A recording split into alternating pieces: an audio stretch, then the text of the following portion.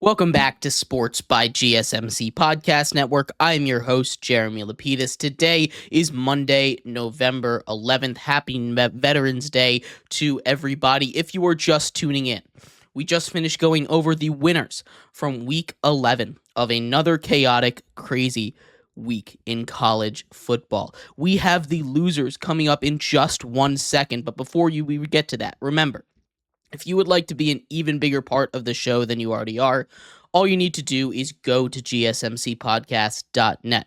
Or if you are on YouTube, you can use that super chat feature.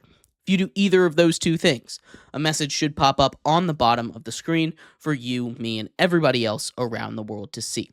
If you do have a burning question about sports, anything at all that you would like to ask, go and throw that in the comments. Throw it in the chat. I will get to it as soon as I possibly can. I appreciate everybody so much for sticking around, talking some sports with me here on a beautiful Monday, November 11th. But like I was saying, if we are going to get into our losers of the Week 11 college football, yet again, like I said in our last segment, a crazy, chaotic week, a lot of losers, a lot of big-time losers in this one. A couple teams lost out on playoff hopes. A couple teams really felt like they were going to have some kind of magical season, and it didn't pan out. And we're going to start off with number 5 here, and that is Miami.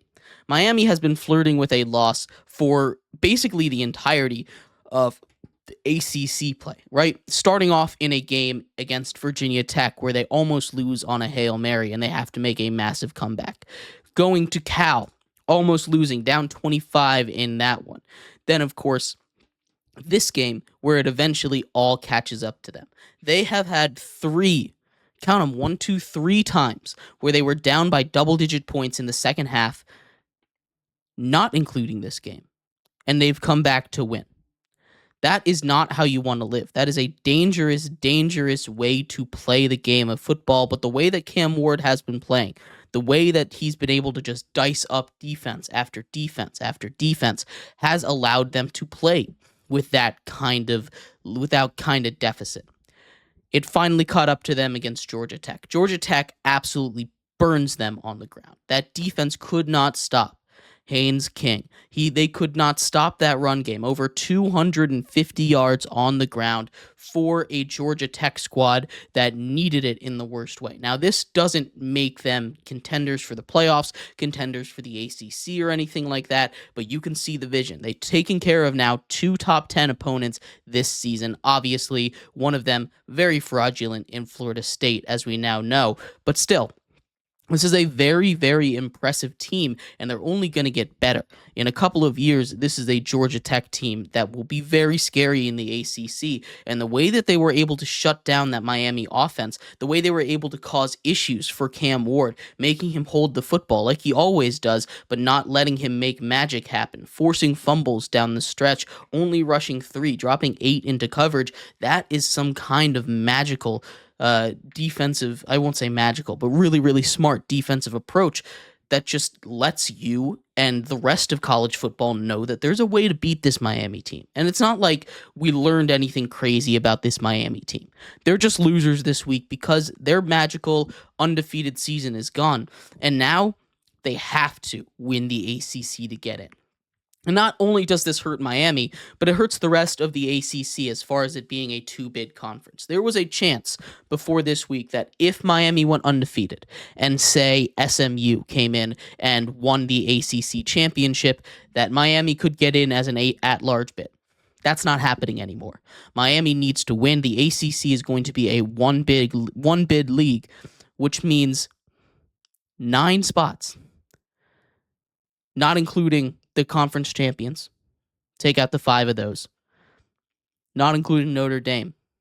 That means there's going to be an extra 6 spots to split between the Big Ten and the SEC at the end of it, which is kind of what we knew was going to happen.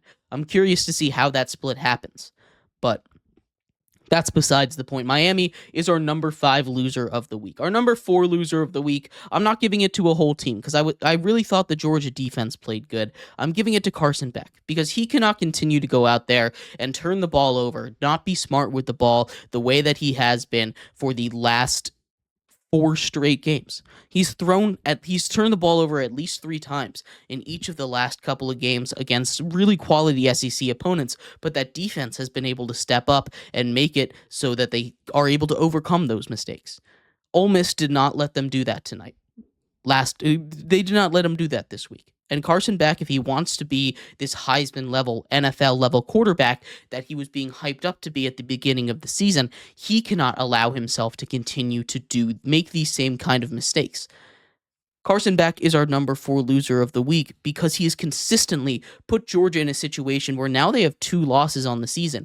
Now going into a game against Tennessee that maybe they had the leeway to lose, and maybe still they have the leeway to lose. I know there were conversations about how a 3-win Georgia team might be able to make it into the college football playoffs, but now with the way it's looking, I don't think a 3-loss Georgia team is going to make it into the college football playoff. You need to have a better resume than that. It's not like these teams that they lose to in Alabama, that win, as impressive as it is, or that loss, as impressive as of a loss as it is, it's still not, the most impressive loss as it was at the time. That loss now to Ole Miss. Ole Miss has slipped up a good amount of times early on in this season. If they lose to Tennessee, that the resume just frankly isn't good enough. And those were the 3 games that we penciled in that they could lose, that maybe they could still get in after that. And maybe there's a way. With how chaotic this season has been, maybe they still find a way to get in after that. But it's definitely going to be a tough road, and Carson Beck is not making it any easier for the Bulldogs. They need him to start shaping up. They need him to stop turning the ball over if they really want to be any kind of contenders at all. Carson Beck is our number 4 loser. Our number 3 loser, it goes to Pitt. You can't be losing to Virginia. And I know that kind of might seem like a slight to Virginia right there, but Pitt is a team that came in undefeated 2 weeks ago. Much like our number 2 loser, and I'll kind of group these two together because it's a very similar story for both of them. Iowa State, our number 2 loser, or I guess I should say 2A and 2B with Pitt and Iowa State. They were both undefeated 2 weeks ago.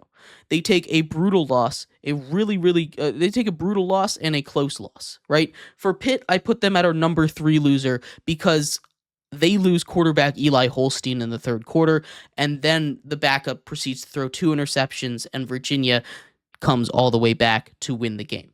I can make a little bit of an understanding for why, hey, this is a team that's not at full strength, but still, you can't be losing to, granted, a resurgent, but still a University of Virginia squad that is not respected as a really good football school, at least yet. Maybe in the next couple of years they can turn that idea around, but for now they're not a football school. And if you wanted to be taken seriously, if you wanted to be in the college football rankings, the playoff rankings at number 18, not just in the rankings but in the top 20, you can't be losing to Virginia.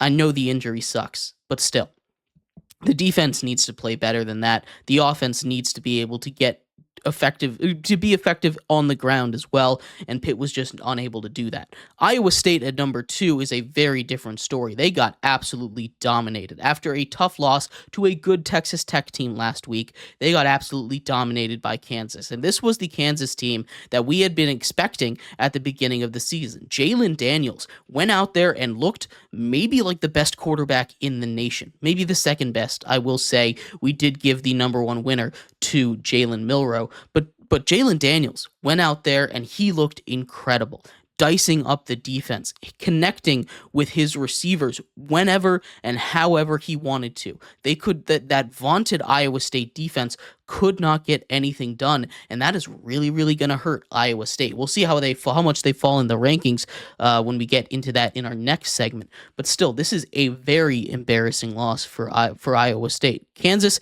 is a team that, like I said, was ranked at the beginning of the season, had high hopes, but fell off because they had turnover issues. They're starting to turn it around, so it's not like this was a surprising effort from Kansas, but it is considering where they were now as compared to the beginning of the season. You can't have that. And for these last 2 teams, again, I kind of bunched them together here because they're very similar boats. They've now lost 2 straight, and instead of being, favorites to find a way into the playoffs, control your own destiny into the playoffs in Iowa State and Pitt. Now they're basically eliminated, outside looking in, needing a lot of help to find their way into the college football playoffs. And they're basically done. They're one step away from being eliminated, and I don't have any faith these teams will survive to the end of the season. And that brings us to number one.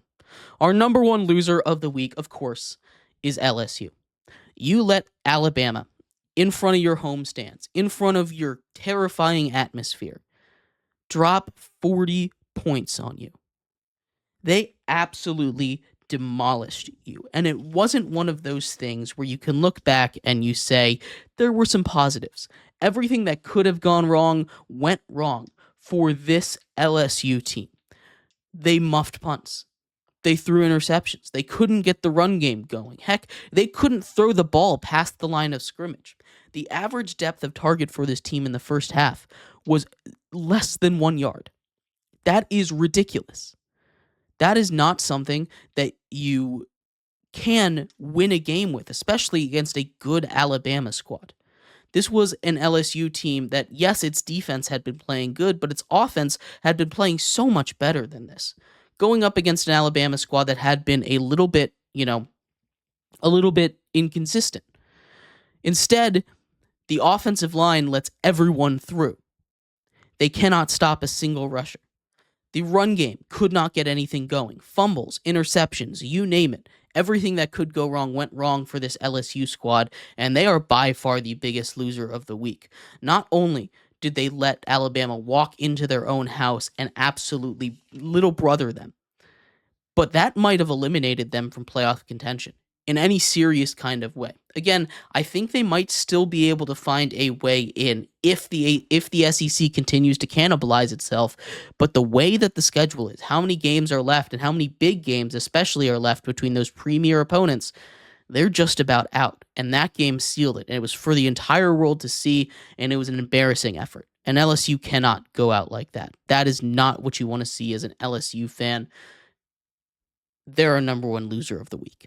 But let me know what you think. I'd love to hear your thoughts. Who were the biggest winners, the biggest losers of this week in college football? We're going to take a quick break here. When we come back, we go over our top 25 in college football as well as our top 5 in the group of 5. So make sure you stick around for that. We'll be right back here on Sports by GSMC Podcast Network.